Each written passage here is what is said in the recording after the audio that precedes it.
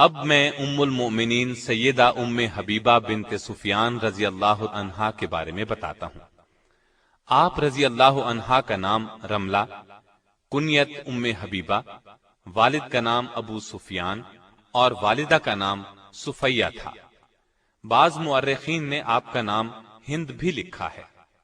معاویہ رضی اللہ عنہ کی بہن تھیں، اعلان نبوت سے 17 سال پہلے پیدا ہوئیں، شروع ہی میں مسلمان ہو گئی تھیں۔ ان کا پہلا نکاح عبید اللہ بن جہش سے ہوا تھا۔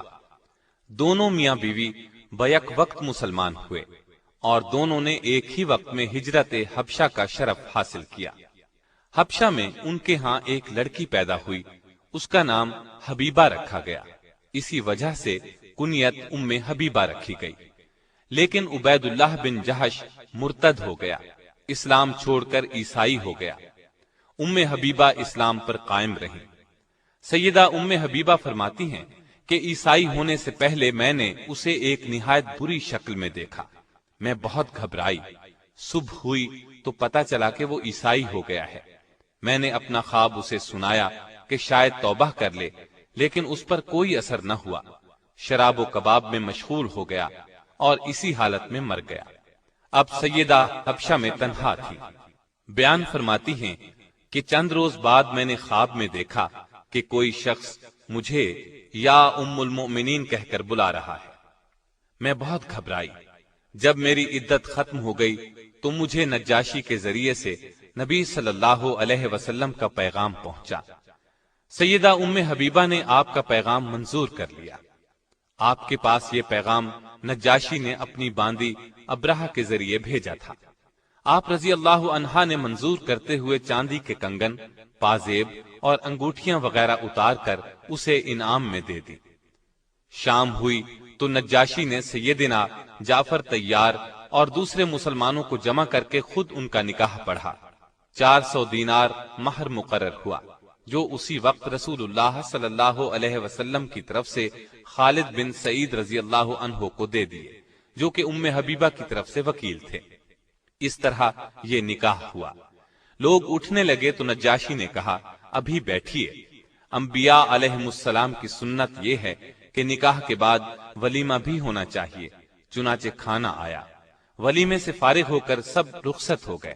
چنانچہ سیدہ ام حبیبہ جب مدینے آئیں تو تمام حالات اور واقعات کہہ سنائے۔ آپ صلی اللہ علیہ وسلم سن کر مسکراتے رہے۔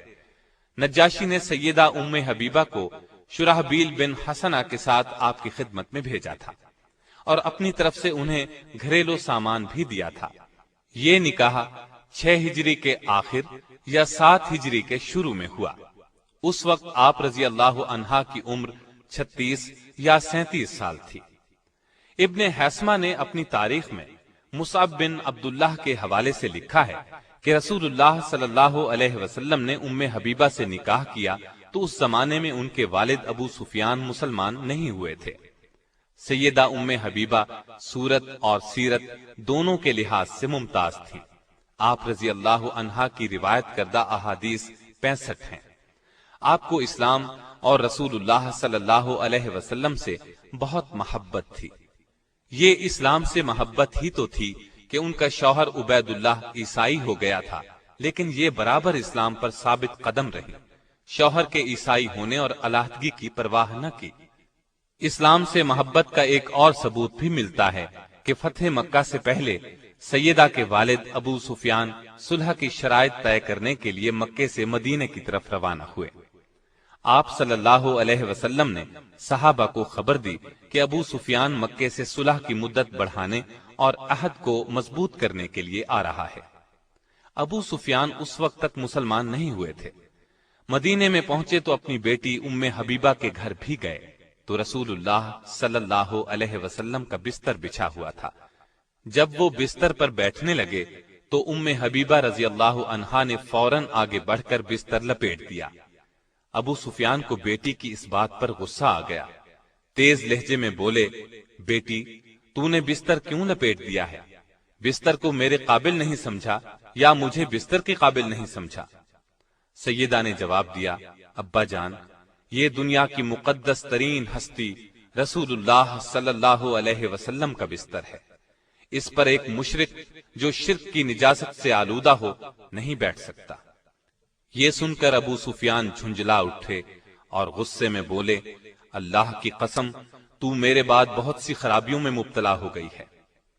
سیدہ ام حبیبہ رضی اللہ عنہا نے جواب دیا، میں خرابیوں میں مبتلا نہیں ہوئی، اور ان کے غصے کی پرواہ نہیں کی اور کہا، میں کفر کے اندھیرے سے نکل کر اسلام کے نور ہدایت کی روشنی میں داخل ہو گئی ہوں۔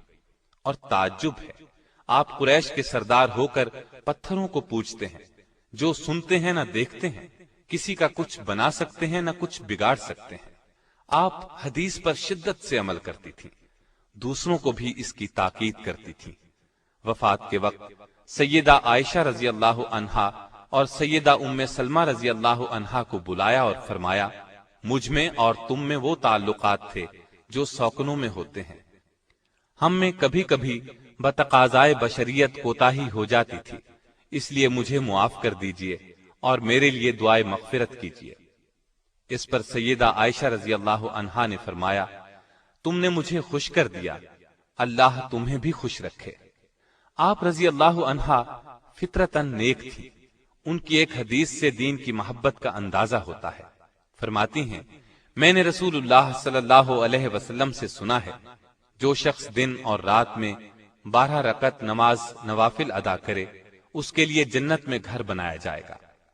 اس کے بعد فرماتی ہیں، جب سے میں نے آپ صلی اللہ علیہ وسلم سے یہ بات سنی، ہمیشہ نوافل پڑھے، کبھی ان کو ترک نہیں کیا۔ آپ رضی اللہ عنہا کے ہاں عبید اللہ بن جہش سے 2 بچے پیدا ہوئے، ایک عبداللہ، دوسری حبیبہ۔ 44 ہجری میں مدینے میں انتقال فرمایا۔ اس وقت ان کے بھائی سیدنا امیر معاویہ کی خلافت تھی۔ وفات کے وقت عمر 73 سال تھی۔ اللہ تعالی کی ان پر ہزارہا رحمتیں ہیں۔